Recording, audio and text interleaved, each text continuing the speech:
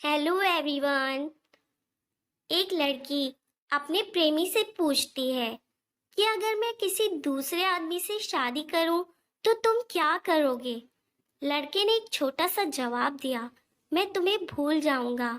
सबसे बड़ी बात ये है कि तुम मुझे भूल जाओगी।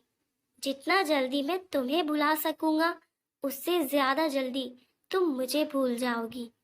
लड़की इसे सुनकर गुस्से में दूसरी ओर चली गई और बोली, क्यों? लड़के ने जवाब दिया, सोचो, शादी का पहला दिन है। आप एक घर में हैं, शरीर पर जेवर है, चेहरे पर मेकअप, चारों ओर कैमरे और लोगों की भीड़। जहां चाहो भी तो मुझे याद नहीं कर सकती। और मैं तुम्हारी शादी की खबर सुनकर दोस्तों के साथ कुछ ऊट पटांग पीकर किसी कोने में पड़ा रहूंगा। और फिर जब मुझे होश आएगा तुम्हें गाली दूंगा।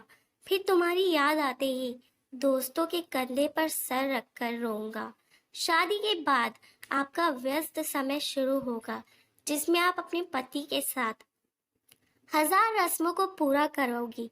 फिर कभी कभी तुम्हें अपने पति का हाथ पकड़कर बाइक पर बैठते हुए मेरी याद आ जाएगी और मैं आवारा की तरह घूमता रहूंगा जैसे मेरी जिंदगी का कोई उद्देश्य नहीं है।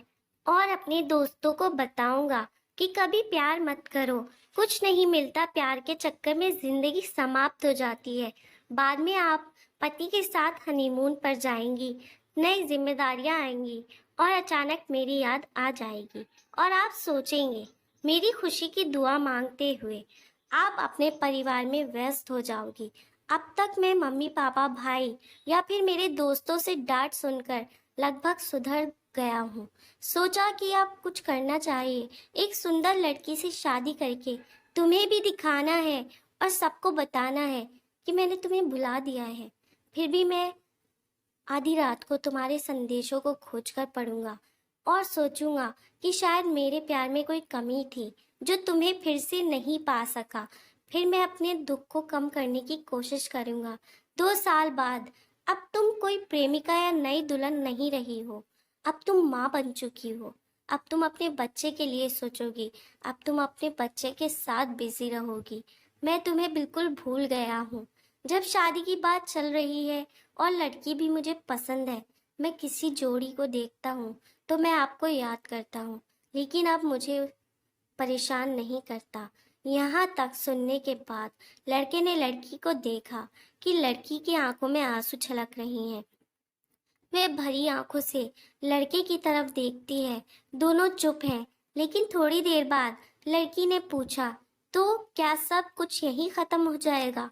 लड़के ने कहा, नहीं, जब तुम अपने पति से किसी बात पर रूठ जाओगी तो आपकी आंखों में उस रात नींद नहीं आएगी और मैं अपनी पत्नी से किसी बात पर गुस्सा होकर तुम्हारी तरह जागूंगा।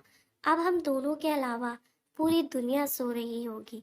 फिर हम अपने अतीत को याद करके बहुत रोएंगे, लेकिन परमेश्वर के अलावा। वह सिर्फ इतना कहकर रोते हुए एक दूसरे को गले लगाते हैं। Thank you everyone for watching, like, subscribe and share.